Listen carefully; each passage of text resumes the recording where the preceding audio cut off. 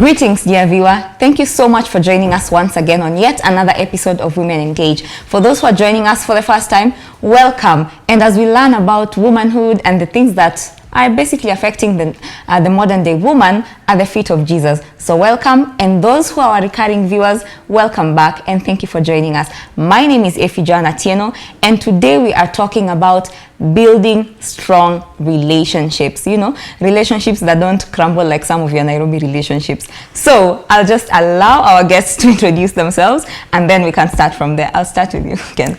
My name is Rose Misati. I'm happy to be here once again. Thank you so much, Daktari. Yes. My name is Bisase Mora. Great to be here with you. Thank you so much. One thing they failed to say, both of them, this is Dr. Rose and that is Dr. Bisase. I don't know why they don't want to say their titles because I call myself Wakili everywhere. So thank you so much for joining us. It's lovely having you guys again. Welcome back on set. So we'll just go straight into our discussion today. And the first question to just kickstart, what do we need to build strong relationships, or what is strong relationship founded on, in your opinion? I'll start with you.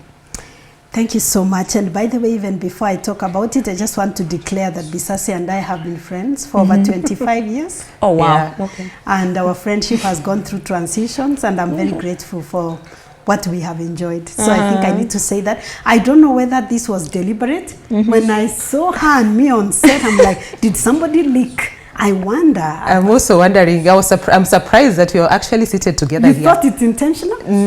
I'm wondering. I thought someone knew about our relationship. I don't think so, but now this is something to unpack. It's interesting. It's interesting. So anyway, I'm very, very grateful also to be tackling the topic with her. So the question is what it takes to have strong relationships. Personally, what I've learned over time, and my answer could have been different if you asked me this last year. Oh, but several years ago. Several years ago, my answer could have been very different. But right now, what I can say it takes is not having unrealistic expectations, managing your expectations of the other person. Because previously I thought as a friend I'm entitled to this and that. But now I have learned that I'm not entitled to anything. It's a blessing if you decide to do this to me, to call me, to share information, it's a blessing. So I take it as a blessing. So I've gotten over my entitlement. And I've also learned that nobody owes me anything. So tied to that. So when I receive with gratitude. That is my response. Previously, I would have talked more about the other person, but I've now learned that it takes me to have healthy and strong relationships. Wow, that comes with age. It comes with age and with time. Additionally, I've also come to realize that time is a currency of relationships.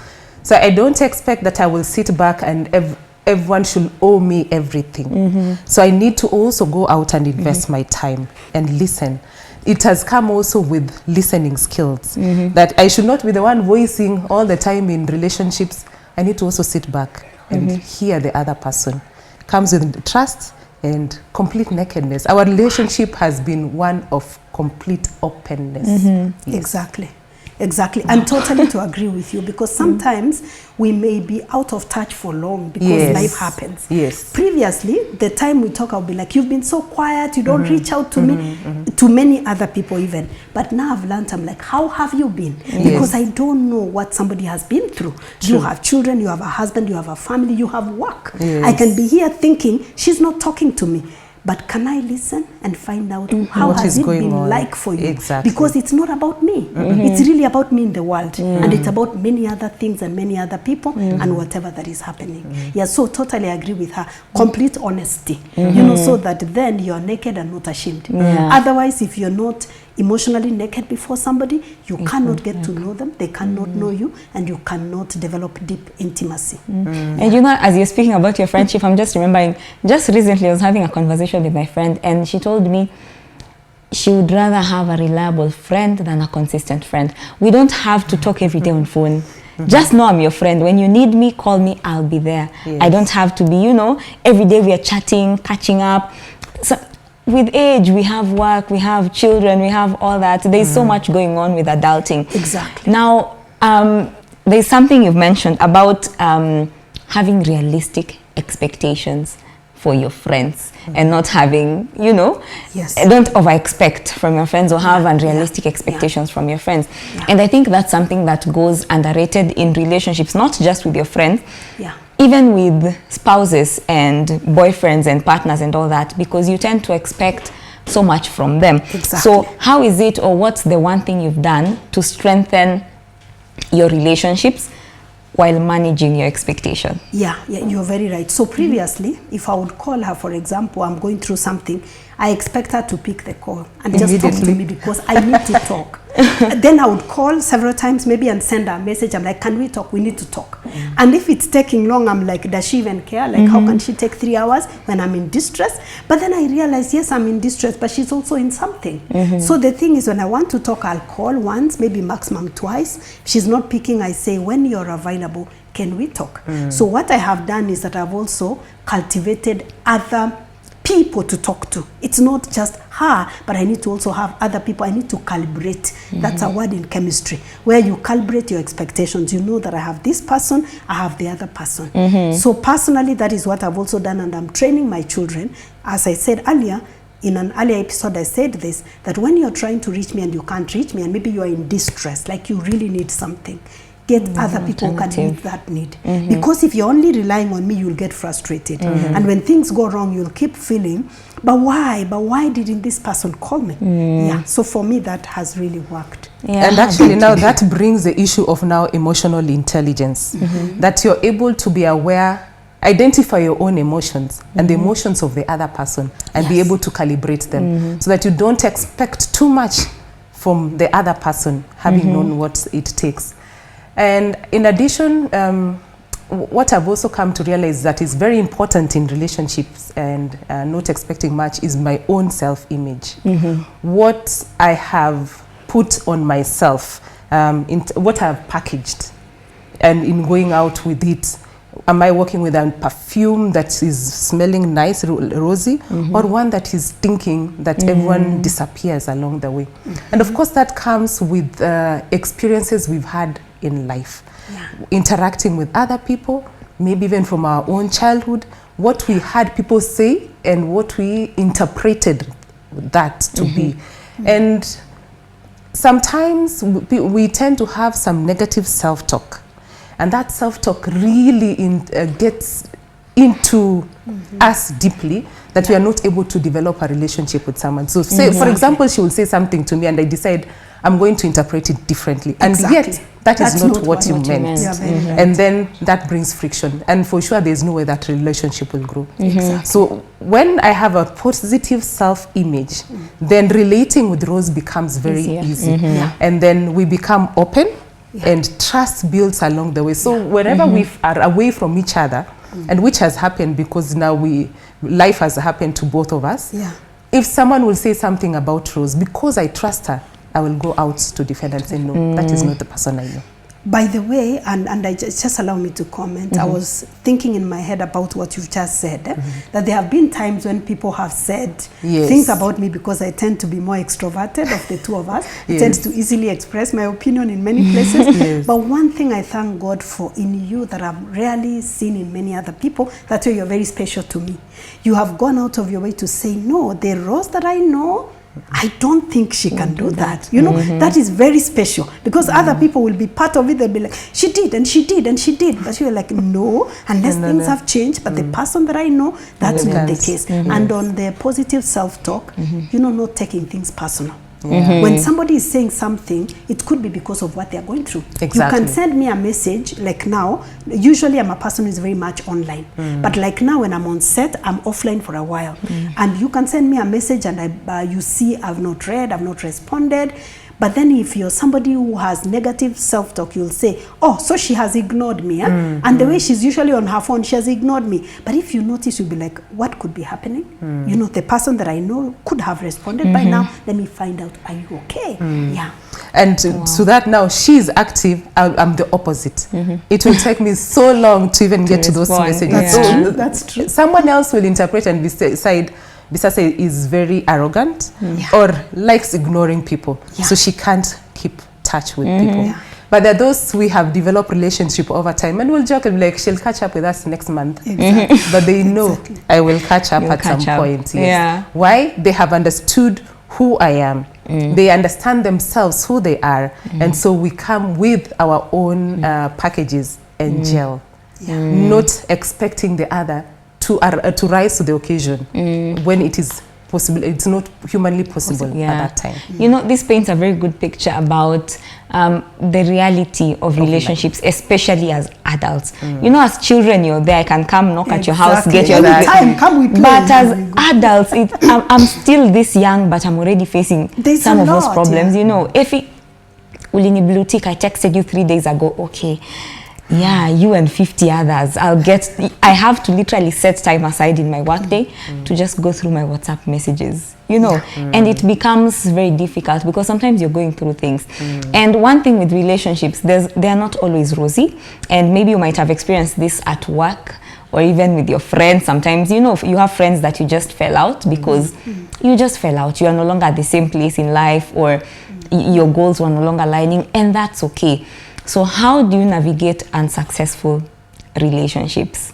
Because I think most people, it creates a lot of resentment. I wouldn't even want to see you when we go to an event. We meet at a wedding with our smallest dear circles. I avoid you. So how do we navigate unsuccessful relationships in the social setting and even in the workplace? Because we work with a diverse group of people. I think one of the most important skills I have learned over time, and I'm teaching my children, is learning to let go. Learning that life has seasons and reasons, and wisdom is to know when a season has ended so that you don't keep holding on to it, or when you also need to know that the reason for holding on has since ended. It's really painful because we are human beings, and there's definitely an emotional need. The friendship was meeting. But teaching yourself to know that probably that season is over, so I need to let go so that I can pave way for other people to get into my life. And I'm a person who believes in having difficult conversations. Sometimes if you're in a place whereby something is happening and you're just not getting it, it's okay to ask. I notice that we are not talking as much. I notice that maybe you're not as communicative. Is there something I need to know? If somebody can share that there's something you need to know, you're able to thrash it.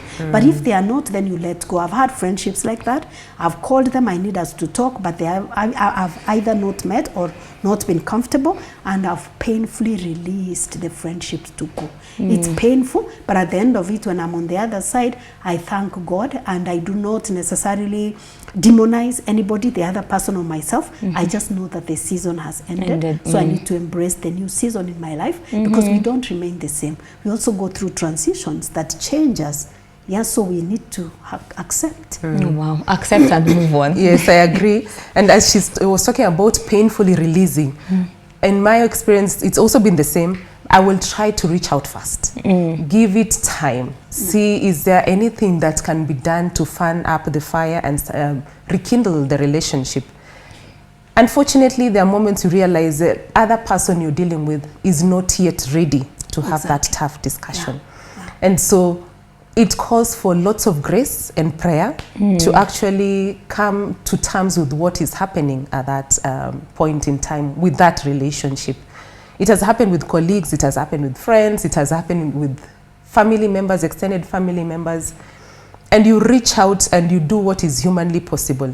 And at that point, you release it to the Lord. For sure, this I have tried. But now help me heal. Because it's also painful, to let go of a friendship that you have invested in with time, you have invested with maybe money. And you have invested many things in that. And so breaking the emotional attachment is quite a difficult journey. And as one realizes that, yes, I have done my best, I don't go beating myself guilty that you did things wrong, release a person such that later in life when we meet, we can still greet each other and say, hello, how are you doing? It's okay. We'll talk about the weather, but we might not get deep in that conversation. So then we'll pass. Our children will meet, say hi with each other. It doesn't mean that if I am not in good terms with Rose, for example, our children should get into the mix. They have their separate let them also have their own separate relationship. If we are not talking terms, and our children have decided it's okay, we are friends, we shall look painfully and allow them to continue with their relationship, but not interfere and bring in intoxications that, yeah, you know, that lady didn't want to. They are separate beings altogether, and so we should not puppet them. No.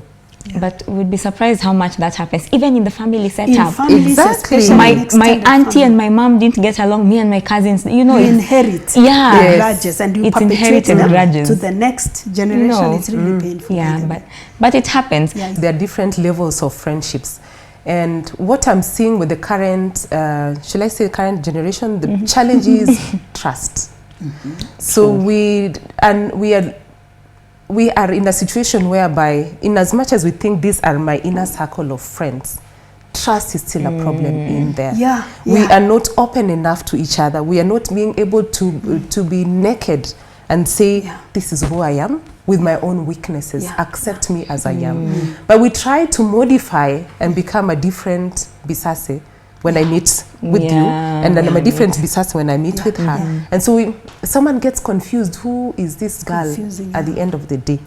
But now that genuineness of being a true person in and of myself first, as I relate with others, then it becomes very key. Trust now will come in, and of course those levels of friendships will be there. We cannot be all at the same level. You know, interesting you say that, because when my children tell me about their friends, I ask, where do they live? And then someone is telling me, I have no idea. I don't know. Excuse me, this is your friend, you have no idea. Then I ask, how many are they in their family? How many are they in their family? I do not know. I don't know. Who is the mother? I don't know. Who is their dad? I don't know. What's their birth position? I don't know. And this is your friend. So I normally ask, but what do you talk about? Because for me, I'm like, the day we met, you knew my siblings, I mean the number, my birth position, my home area, parents, you know, even if you've not met them. But the way I talk about them, you have an idea. So now that's what I want. I'm like, a friend? And you don't know their home? Like if you were meant to go to their home, you'd also be asking, like the way I would be asking. How embarrassing. How embarrassing. And yet you're the one who should be leading the convoy to that place. So the trust part, I think I agree. So maybe even getting to understand the definition of what's a friend. Because somebody can be going through stuff and I'm like, does your friend know? No, that's why, you know, we're having mental health issues. Exactly. You find somebody is taking away their life and they have written a note. Imagine their best friend doesn't know what they have been going through for 2 years. Their family members, nobody knows. People share with me stories and I ask, please tell me, does anybody know this? Not a single soul. You are the first one. And this is a real issue that they have been carrying for years. And yet, if you ask if they are friends, yes, I do have friends. Exactly. How many? 3, 5. No, is there any close friend? Yes, I have one. Do they know? No, they don't. Yeah. Wow. Okay, this conversation, guys, I hope you will enjoy it as much as I am, because these ones are playing, you know, these ones are catching up and I'm just here moderating the catch-up session. So there's something in the course of looking at strengthening and even building relationships, there was something that comes out very highly. Establishing boundaries. And that is something people just don't talk about as often, because they feel if you're my friend, you can do anything, you can come to my house whenever. How do we ensure we have healthy boundaries but still maintaining solid or stable friendships? There is no healthy relationship without boundaries. You know, even expecting someone to be like you, just like what she has said, we are totally different. Like me, I'm very fast on internet, whatever responding. She's not like that. I'm very expressive, even my dressing. She's not like that. So if I expected her to be like me, dress like me, do things like me, speak like me, we would not be friends. But it's about accepting that this is you. I honor you. I celebrate you. I respect you. I let you to be you. So first of all. Then secondly, it's to say, I can't call her anytime and say, can we catch up for dinner? You know, she could be having plans. So it's to say, is it okay? When? Let's work with the schedule. So setting boundaries is critically important, because you have to know where you end and where the other person begins. And as you begin to set boundaries, if you haven't done it before, some relationships are going to go. Because some people are going to be frustrated. They'll get angry, they'll push back. Because they're like, they want to be so much in you. Even when it comes to marital relationships, you can't sustain a marriage when you're so much into each other. You have to know you end here, your partner begins there. So it's critically important. Respect is very important, because I need to respect myself first. I cannot go visiting her, for example, and decide, because since we've been friends for more than 25 years, that I can get to her bedroom. I just pop in, bedroom, I kitchen, fix something. No. We need to understand that, yes, she's also a being in herself, and there are some things she holds dearly. So respecting that boundary is very key. And so when we meet and catch up, having respected myself, and I know I have a positive self-image, then meeting with her now becomes a relationship where we are catching up to continue where we left. Not that you have been out of my life forever. Yeah. So I am holding a grudge against you. And so you needed to have known 1, 2, 3 things. And you need to arrive at my place at this particular time when I really need you. Yeah. Okay. Respect. Okay. Wow. Yeah. There is no relationship without boundaries. And you There has to cannot be sustain. You can't sustain a relationship for long, because it's going to be enmeshed. It's going to be codependent. You're going to wear each other. You will be exhausted. And you know, even when you know that, like for example, as I said, I'm extroverted. Me, I can talk about many of my personal stuff easily, let's say, but I know for her, she's not like that. So when I know that, you know, for her, this is her, I respect her that way. You know, even when it comes to like even my own family, you know, I have children, some are very introverted, some are extroverted. So I know if I'm giving an example in my speaking engagements, there are those I cannot use as an example because they have asked to be respected. So there's that who doesn't mind. I can even talk about something mischievous he did and he's fine and he laughs. But another one, if I say, I have to answer. They say, who told you to speak about me? So I respect. I just say, him is like that. It's not wrong or right. He is. Me, I am like that. It's not wrong or right. That's me. That's him. We respect each other. And I'm sure that has come over time and learned now to listen.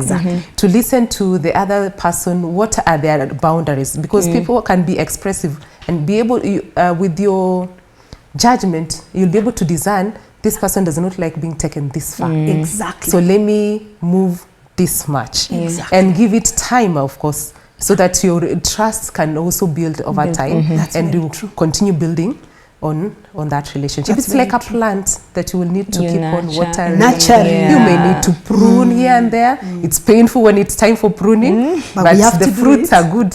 Exactly. Enjoy the fruits. Okay. Now, as we conclude this conversation or this catch-up, as I want to call it, we will meet in my tent after this. As we conclude this conversation, maybe you can just speak to your audience. That's your camera. That's your camera. You can just tell us how we navigate, because we are sometimes, as Christian women, working women, family women, we are encompassed in different relationships which require very different dynamics. Your relationships with your friends at church is not the same as your relationships with your friends in the office. Is not the same with your family, your in-laws, with your children's friends. So how then would you tell someone out there in just a minute, each of you, how to navigate all this and make sure you're not, number one, spread too thin, and number two, managing your expectations, and finally, to make sure you're not getting overwhelmed, that your friendships become like a chore? So first of all, for me, what has been very important is having a healthy relationship with myself. I must, if I don't have a healthy relationship with myself, it's virtually impossible to have a healthy relationship with other people. So first I have a healthy relationship. I take care of myself. I listen to myself and I communicate my needs. I'm like, can we talk? You know, I need help. And then the other thing, of course, with God, knowing that God is God is constant. He will never leave me nor forsake me. And then once that's the case, I present myself, my authentic version. I don't do cards under the table. So if I'm with you, you are seeing me today, this is the person. I won't change like, you know, a chameleon that tomorrow you're going to deal with another person. So I've presented myself to friends and to the world as the person that I am. So you will take me or leave. You know, so if you take me and we are friends, I try to be consistent. I'm not perfect, but I try to be consistent as I can. If I'm not able to make it for you at that time, I just say, imagine it's not possible. Can we do this another time? So that for me has been very, very important. And also even letting go. When I feel like some situations are not working for me, I release those situations painfully, but I do. Because I'm also not talking about being spread thin. We can pick friends and situations along the way and get overwhelmed. So I am learning how to let go and how to understand the seasons of my life. Wow. That is profound. Thank you so much. Yes, Tari. Christ has been my teacher in this journey of developing relationships. And I have learned over time that I'm not able to please everyone. Yes. And so with that realization, I have managed my expectations also from the other people. That they will also not please me the way I expect them to do so. So what then is there? I will go out, spend time with myself. It's very important to actually to spend time with myself, realize that I'm a human being, I have my own weaknesses, I have areas to work on and improve on. And then relate with others, having created boundaries. They know how much they can get into my life. And so open that space. There are many categories, yes, at work, at home, at school, many areas of interactions. All of them will know Bisase as she is. Give them airspace to negotiate. I am a very good listener. I agree. I will listen. I will listen and be able to package things differently. I've not been able to carry emotions along the way, partly because I've been able to disintegrate and empathize accordingly. And so listening and talking less has been of value in my relationships. And I'm sure most of my friends have noticed I listen a lot. By the time I open my mouth to talk, it has to be a candid conversation. Very tough at times, very tough it can be, but openness is very key to me, and trust. I get wounded when someone takes advantage of my trust and patience. Wow. Thank you so much, dear viewer. If you forget everything we've talked about, don't forget these two have a beautiful relationship. And also, it's important to be very self-aware and establish strong boundaries, because no friendship survives without boundaries. So thank you so much for joining us. Thank you so much for coming on board today. This was a beautiful conversation. I wish we had more time, but I can see someone there is going to sniff the life out of me if I take any more time. So thank you so much, dear viewer, for joining us on this episode as we talk about navigating and building strong relationships. And as we navigate our relationships in church, in school, in our workplaces, understand the dynamics, understand yourself, understand the surroundings. That's all from us. Thank you so much for joining us, and we hope to see you in our subsequent episodes. Be sure to catch us on Hope Media Network ECD on all our social media platforms, and on your TV you can find us on Hope Channel. Thank you so much. That is all from us. Goodbye.